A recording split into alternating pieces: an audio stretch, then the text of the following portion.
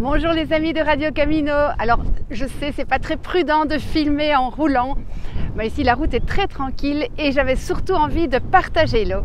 Je vais vous la présenter dans cette vidéo.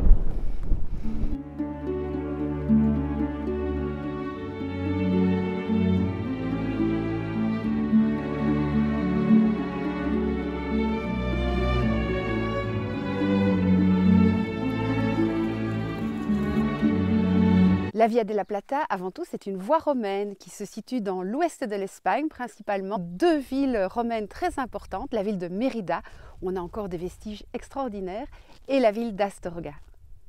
Beaucoup de pèlerins commencent à Séville, mais on peut commencer plus bas dans le sud et on va monter ensuite vers le nord, soit vers Astorga, soit directement vers Compostelle.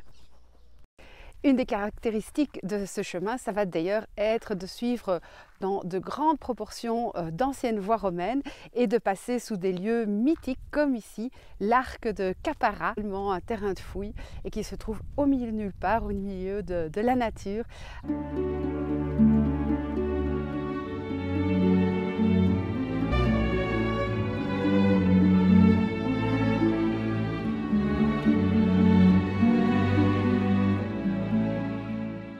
En plus de ces magnifiques paysages, la Via de la Plata vous permettra de découvrir des villes tout à fait remarquables en Espagne. Il y a bien sûr les célèbres Mérida, la ville romaine et Salamanque, mais il y a également des petites villes qui sont pleines de charme. Ici, je suis à des fins commerciales et à des fins militaires, puisque nous sommes aussi un petit peu sur la route de la Reconquista.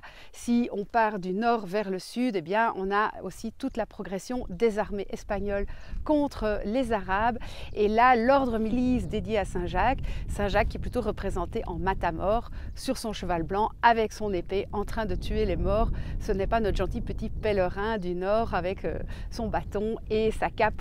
Mais au fait, savez-vous d'où vient ce nom Via de la Plata? Alors, contrairement à ce qu'on pourrait penser, ce n'est pas plata qui veut dire l'argent, mais bien ont envahi la péninsule ibérique, eh bien ils ont suivi cette voie romaine et comme elle était en partie pavée, ils l'ont appelée la route pavée Balata, qui est devenue, avec la déformation, Plata.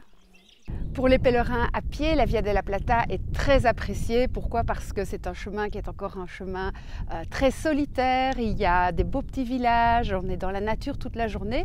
C'est quand même un chemin assez difficile puisqu'il y a des étapes de 30-35 km sans eau, sans ombre. C'est vraiment un chemin qui est plutôt adapté au mois d'hiver. En vélo, vous pouvez parcourir ce chemin en toute saison. Si vous aimez les grandes chaleurs en été, vous allez aussi pouvoir profiter de délicieuses baignades, de belles nuits à la belle étoile. Et puis à vélo, ben voilà, il y a toujours moyen de rejoindre un village pour trouver de l'eau. Donc ça, c'est pas. C'est d'ailleurs pour ça qu'elle est fort appréciée. Moi, je vais plutôt tracer mon itinéraire à la carte. Alors ce que je fais, c'est que je regarde d'abord par où passent les pèlerins, avec pas trop de relief. Dans ce cas-là, parfois je prends les chemins. Sinon, je repère des petites routes. Je vais également regarder l'itinéraire Eurovélo 1, qui est pratiquement commun avec la Via de la Plata, avec parfois quelques détours. Et puis sinon, il y a la grosse nationale, mais qui est complètement déserte. C'est la N630. Il y a une autoroute juste parallèle et donc parfois ça arrive de faire 20 km en croisant 4-5 voitures maximum. Donc c'est une alternative. C'est super calme.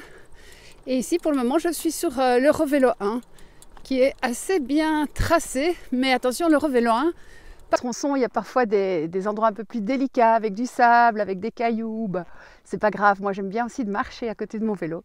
Donc je descends et je pousse.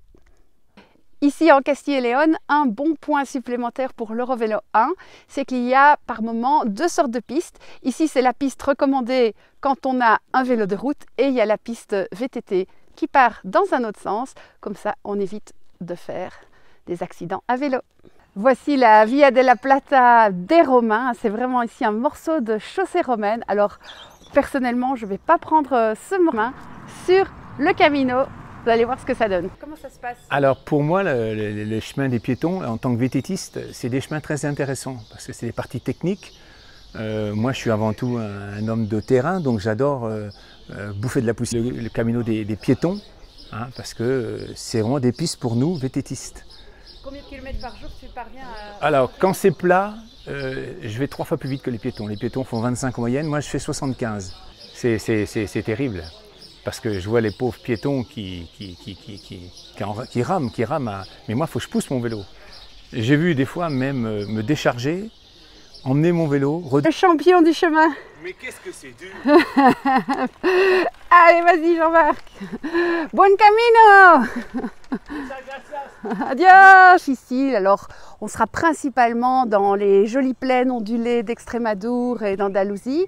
Il y avait, en venant de Huelva, un petit col sympathique dans la Sierra de Aracena.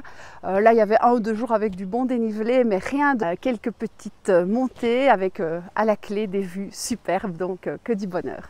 Après les collines boisées de l'Extrémadure, nous voici en Castille et Léon. Alors ce n'est pas sans vous rappeler la Meseta. Nous sommes sur un plateau et je suis en direction de Zamora, dans ces grandes plaines agricoles. Au mois de juin, c'est déjà bien doré, mais il reste des fleurs, c'est très agréable. Et vous voyez, ça va tout droit, c'est toujours la voie romaine. Si on continue après un pays d'Europe où il y a le plus grand respect pour les cyclistes sur les routes, les voitures s'écartent de pratiquement 1,50 m, elles vont attendre derrière vous pour vous dépasser. Il y a vraiment eu une belle sensibilisation, comme quoi c'est possible de respecter les cyclistes même sur la route, et ça, c'est une bonne nouvelle aussi. Voici le... Si vous aimez les grands espaces, si vous aimez des paysages infinis, si vous aimez l'histoire romaine, si vous aimez un accueil authentique, un chemin solitaire, eh bien, je pense que vous allez adorer la Via della Plata en toute saison à vélo, plutôt dans les saisons plus fraîches à pied, parce que c'est quand même un chemin. Je vous souhaite et je vous dis à bientôt pour d'autres vidéos. Ciao!